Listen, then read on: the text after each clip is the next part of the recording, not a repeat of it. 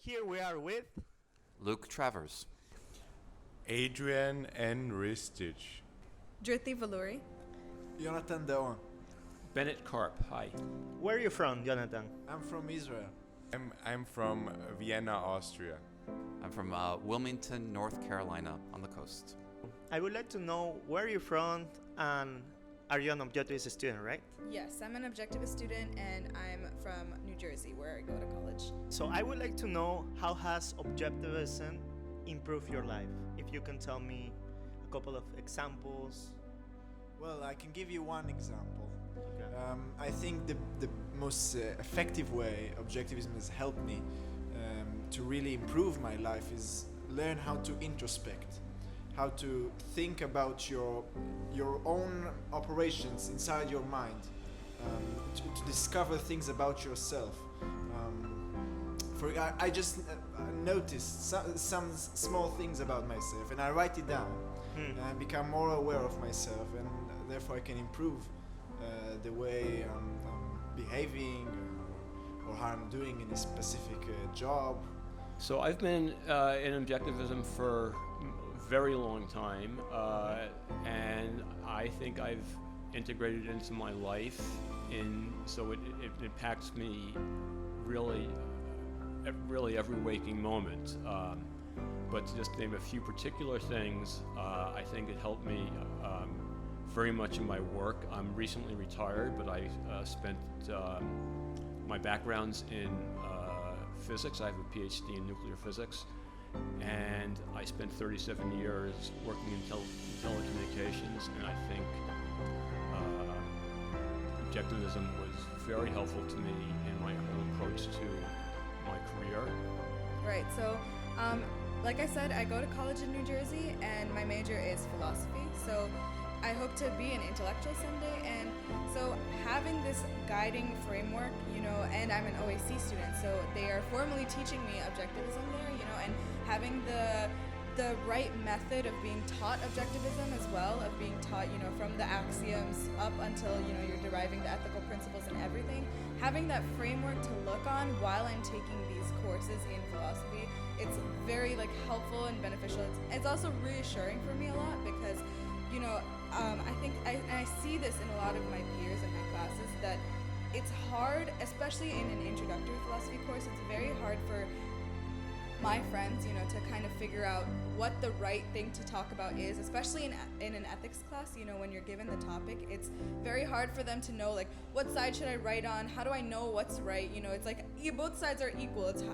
But for me, it's I can clearly choose what I want to write about because it's I have this framework. So I think that's where Objectivist principles are coming most in use for me at the moment. Yeah. Right. So would you say you make better decisions in your life, but also you improve your cognitive process? Yeah, I would say my cognitive process definitely has increased.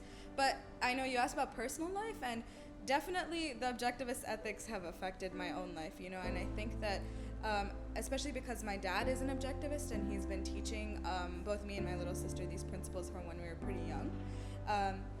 I've kind of been raised in the method of the Objectivist ethical way. And so it becomes very easy for me to, choose which values are more important to me or something like that, because I really think that being ethical is like a practice, it's you have to consciously be what is the right thing to do in this moment? And so the more you practice it, the easier it gets. And I have that advantage of having it from a young age. So Objectivism has been helping me in my life from the beginning, basically. But yeah. So Ricardo, I'd say maybe two fundamental ways.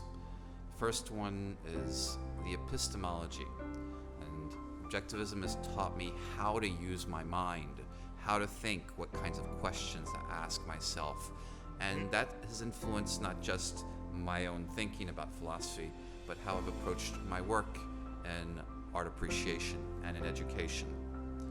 And the second way I would say is how to choose my work, how to choose my values. It's taught me fundamentally the importance of making the most of my life here and now, and one of the main ways to make the most of my life, to be happy, is to find work that I love to do.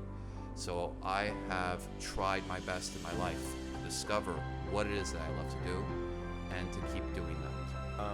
And after I discovered Ayn Rand and her writings, I became much and much more bold and brave to go really after my own dreams and goals, no matter what my family or other people are saying. And the interesting thing is that, most people, they have had very positive and good reactions to my change of character. So would you say that the objectivist principles help you also to form a better version of yourself as a person? Exactly. I would. How, for example, can you give me another extra example how that changed? How Yes. you were before maybe and Yes. then? Before I read about Ayn Rand's ideas, I was very shy.